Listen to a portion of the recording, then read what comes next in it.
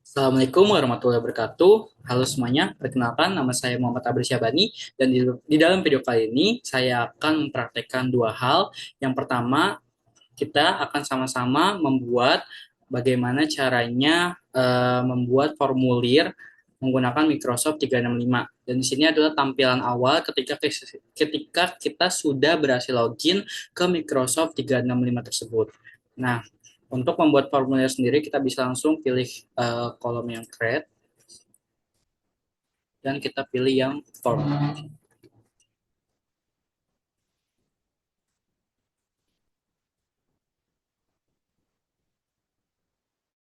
Ini adalah bentuk tampilan dari form yang kita buat melalui Microsoft Form. Di sini ada untitled form, yaitu judulnya kita bisa, misalnya kita ingin menganalisis data mengenai pegawai yang ada di dalam sebuah perusahaan, berarti kita bisa tulis formulir data pegawai, maaf ada yang typo, data pegawai misalnya di PT Pejuang Kasih. Ini adalah untuk kolom judul. Dan untuk membuat pertanyaannya sendiri, kita bisa menekan Quick Start With.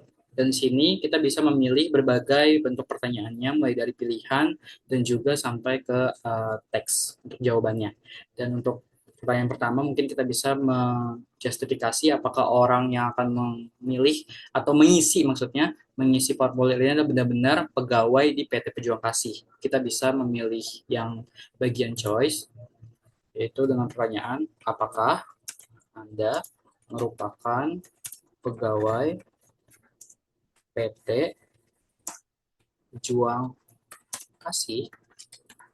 Dan untuk jawaban sendiri sini ada kolom option 1 dan juga option 2 yang kita bisa ubah menjadi ya ataupun tidak.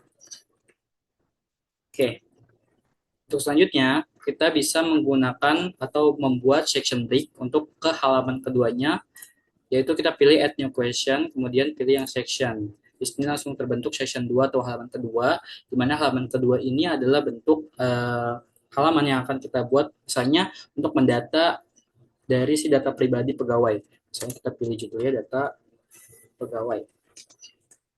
Ya, oke.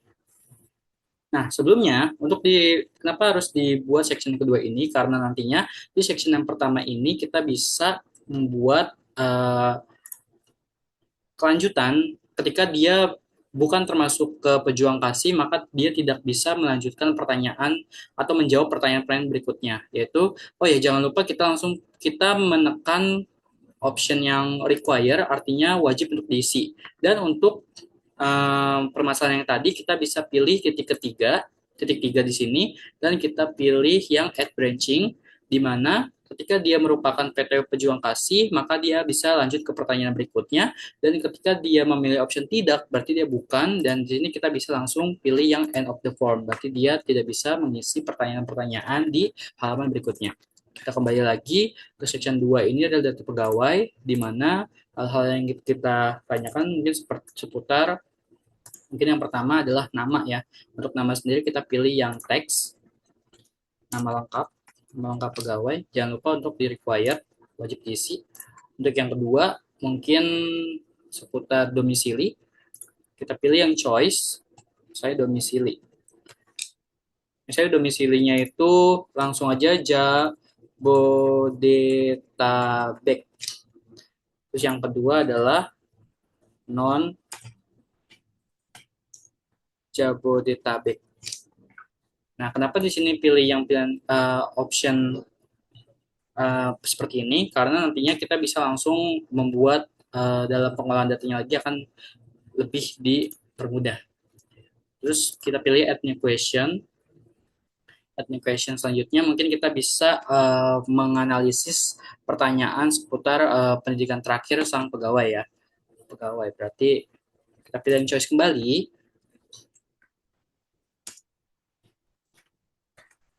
di mana kita bisa option satunya ini adalah SD, jenjang SD atau sederajat. Kemudian option kedua setelah SD ada SMP atau sederajat.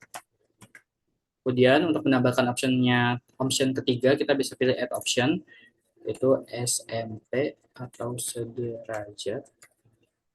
Kita bisa juga tambahin, maksudnya SMA, maaf. Lalu bisa juga add option kembali untuk S1, tambahkan lagi untuk S2, dan tambahkan lagi untuk S3 misalnya. Oke. Nah, mungkin ada pertanyaan tambahan lain, kita bisa tambahkan kembali add new question, di mana kita ingin menanyakan bidang pekerjaannya di dalam perusahaan PT Pejuang Kasih ini. Oke, kita tambahkan yang choice kembali, kita pilih yang bidang pekerjaan. Karena kan di satu perusahaan pasti spesifik dia bisa masuk kemana, tapi di sini kita bisa pilih yang pilihan option. Contohnya mungkin dia bisa bekerja di bidang digital marketing ataupun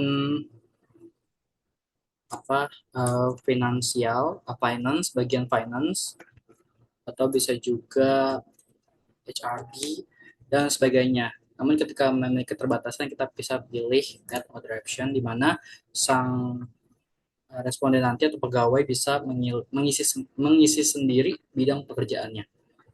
Terus mungkin ada pertanyaan tambahan seputar jenis kelamin. Jangan lupa juga jenis kelamin kita pilih option jenis kelamin. Kita option satu kita ubah jadi laki-laki. Option keduanya adalah perempuan. Oke. Terus bisa juga kita tambahin pertanyaan seputar usia. Usianya mungkin bisa kurang dari 20 tahun atau bisa juga lebih dari 20 tahun. Seperti ini. Oke. Selain usia bisa juga kita bisa menanyakan hobi ya. Hobi. Hobi kita bisa pilih choice kembali. Itu kita bisa pilih seperti memancing, bernyanyi, dan ketika mau yang lain namun kita tidak mampu untuk menyebutkannya mungkin bisa ke other option ya, bisa biar si responnya bisa mengisi sendiri. Oke, sudah di require juga. Selanjutnya selain hobi mungkin kita bisa lanjut kepada bidang keahlian. Bidang keahlian kita bisa pilih choice kembali bidang keahlian. Jadi kalau misalnya digital marketing dia bisa apa namanya, editing, terus contohnya lagi apa namanya, analisis lapangan, contohnya mungkin bisa, dan lain sebagainya. Kita bisa tambahkan optionnya, atau ketika kita mau si responden mengisi pilihan sendiri kita pilih add other option. Oke. Terus selanjutnya kita mau cari tahu seberapa lama sih si pegawai ini udah bekerja di PT Pejuang Kasih. Kita bisa pilih yang choice kembali, yaitu lama bekerja. Untuk lama bekerja ini kita ibaratkan perbedaannya itu adalah kurang dari 5 tahun dan juga bisa lebih dari 5 tahun. Dimana kan pasti terdapat perbedaannya terhadap pegawai yang bekerja kurang dari 5 tahun dan juga lebih dari 5 tahun, mungkin dari segi pengalamannya terus dan sebagainya. Nah kita mau bisa misalnya mau memperdalam pertanyaan-pertanyaan seperti itu, kita bisa lanjut pilih ke section yang ketiga. Oke, di mana section yang ketiga ini kita ingin memperdalam kayak kira-kira apa sih yang dia sukain dari perusahaan ini gitu loh. Terus mungkin seputar mengapa sih dia masih bertahan sampai sedalam ini gitu kan. Maksudnya sampai sejauh ini. Nah, untuk judulnya bisa kita nggak di juga nggak apa-apa, tapi mungkin bisa kita ganti dengan jawablah dengan jujur. Gitu. Oke, kita bisa pilih add new question kembali karena tadi berupa alasan-alasan yang bersifat pribadi, maka kita pilih bentuk jawaban dari dianya itu adalah berupa teks. Oke, misalnya apa yang Anda sukai dari PT Pejuang Kasih, ya kan? Takutnya nanti ada pegawai yang mau storytelling kan panjang, kita bisa pilih yang long answer dan jangan lupa untuk di require. Oke, mungkin yang kedua tadi contohnya kayak mengapa dia masih bertahan gitu kan. Mengapa Anda masih bertahan di PT Pejuang Kasih? Oh ya, jangan lupa dikasih tanda tanya ya. Saya lupa tadi. Oke, ini juga bisa untuk di long answer ya kembali. Dan misalnya untuk pertanyaan-pertanyaannya itu kita mau spesifikin untuk pegawai-pegawai yang bekerjanya itu lebih dari 5 tahun, gitu kan? Maka untuk kita kembali lagi nih ke pertanyaan di section kedua, untuk jawaban yang lama bekerja ini kita bisa pilih kembali add branching-nya, di mana untuk si lebih dari 5 tahun maka dia bisa pilih langsung ke next. Dan kalau misalnya yang kurang dari 5 tahun, mungkin nanti bisa kita lanjutin ke section berikutnya atau section yang terakhir ya. Mungkin kita bisa buat terlebih dahulu gitu. Kita bikin lagi deh kalau kayak gitu ya. Kita bikin terlebih dahulu maksudnya. Kita add new question, kita pilih section yang terakhir, yaitu section keempat untuk pegawai-pegawai yang langsung pegawai yang kurang dari 5 tahun gitu. Tapi section 4 ini juga bisa dipilih untuk atau untuk dijawab ke pegawai yang lebih dari 5 tahun. Gimana caranya? Kita bikin dulu deh pertanyaannya ya. Kita bikin lagi, jawablah dengan jujur. Oke, kita add new question. Di sini new question kita pilih teks lagi karena berupa ini. Misalnya kita cuman pengen tanya kenapa sih dia ini memilih atau mau bekerja di perusahaan atau PT Pejuang Kasih gitu kan. Misalnya, mengapa Anda memilih PT Pejuang Kasih? Biasanya kan ini bisa ditanyain buat pekerja-pekerja baru kan, makanya ini cocok buat dijawab langsung kepada para pegawai yang umurnya itu kurang dari 5 tahun dan jangan lupa untuk di require dan long answer jika perlu. Oke, dan kita kembali lagi nih karena udah dibikin sectionnya, kita lanjut ke lama bekerja yang tadi, kita pilih add branching, di mana untuk lama bekerjanya ini kita pilih yang lebih 5 tahun, kita bisa langsung next. Dan kalau misalnya yang kurang dari 5 tahun, kita pilih yang ini. Oke.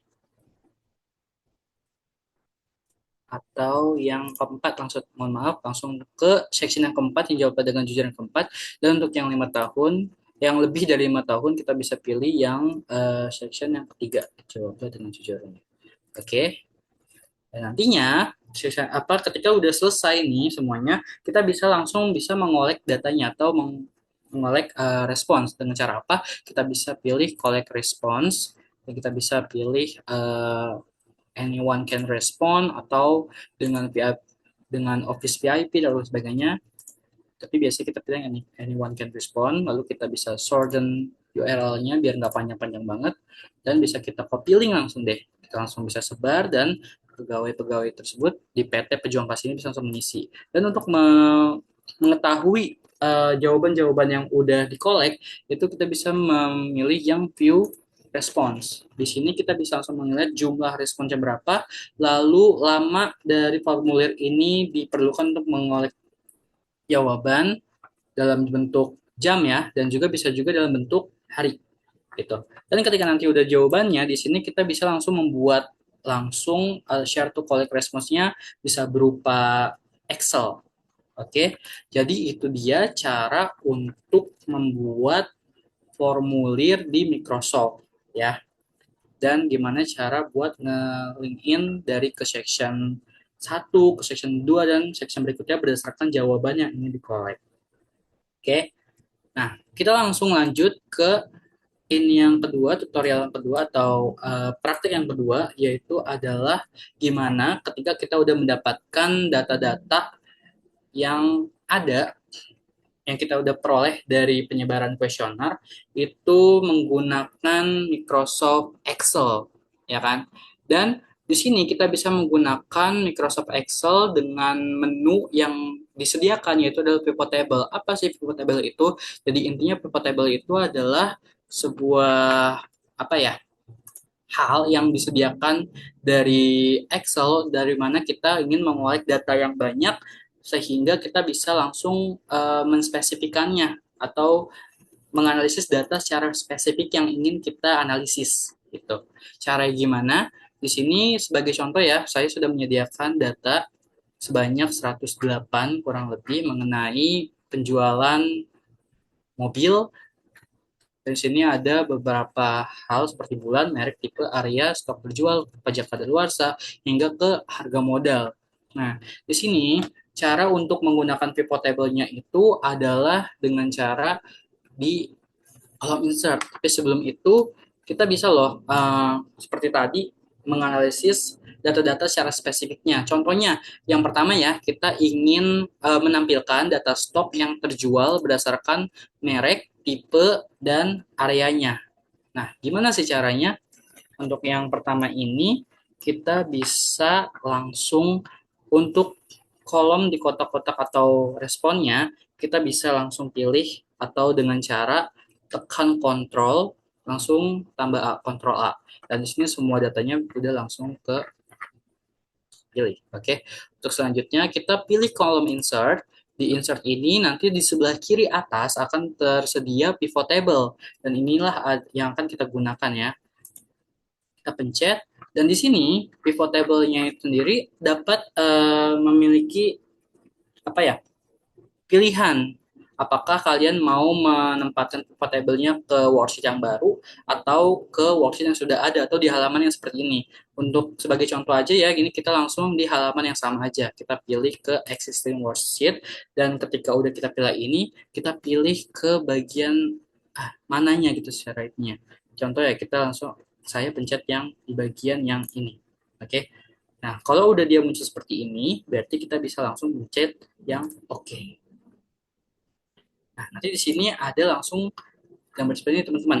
Oke, untuk selanjutnya di sini karena kita ingin menampilkan data stok yang terjual berdasarkan merek, tipe dan areanya, di sini untuk pivot table itu sendiri terdapat 4 hal ya, yaitu ada value, rows, column, dan filter di mana kalau kita pada intinya mau menampilkan data yang ingin dianalisis, maka hal tersebut bisa kita langsung masukkan ke dalam value.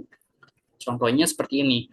Kalau kita ingin menampilkan data stok, berarti untuk stok yang terjual, berarti kita pilih yang stok terjual ini, kita masukkan ke kolom value. Kita caranya adalah kita pilih terlebih dahulu, kita drag ke bawah, lalu masukkan ke value.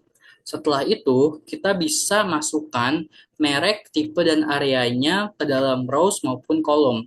Dan di sini untuk mempermudah tampilannya dan untuk dibacanya itu gampang, sini sebagai contoh saya memasukkan untuk pertama merek ke dalam rows, kemudian tipe dari merek tersebut ke rows juga, dan untuk areanya baru saya masukkan ke dalam kolom.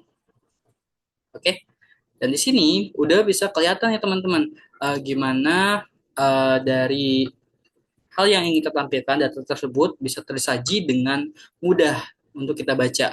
Tuh, di sini ada stok yang terjual mungkin dari Honda itu secara totalnya ada 81 terjual di Bandung, Jakarta 65, Surabaya 66 dan secara totalnya itu terjual ini adalah 212 untuk di tiga kota tersebut. Dan secara spesifiknya untuk tipenya sendiri Honda Brio itu ada 23, CR-V 27 dan Jazz 31 seperti itu. Jadi ini sangat mempermudah kita dalam menganalisis data yang udah kita dapatkan.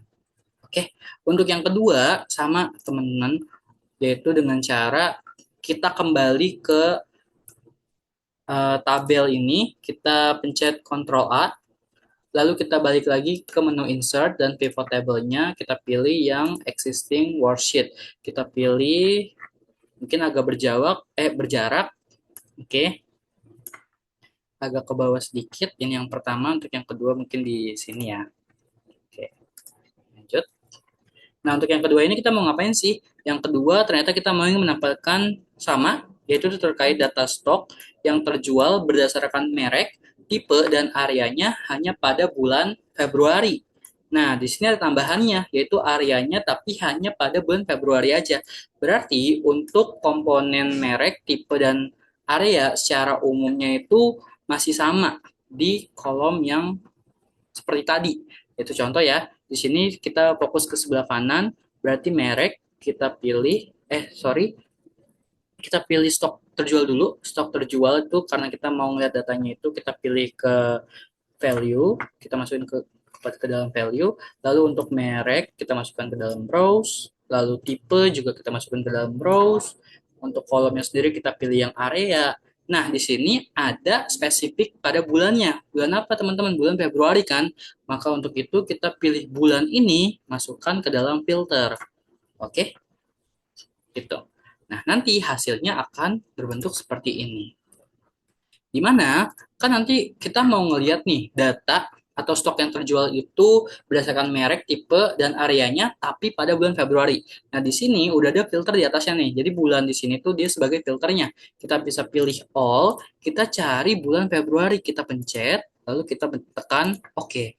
Nah, jadi ini adalah data penjualan atau stok yang terjual dari masing-masing merek dan tipe di area pada bulan Februari. Oke.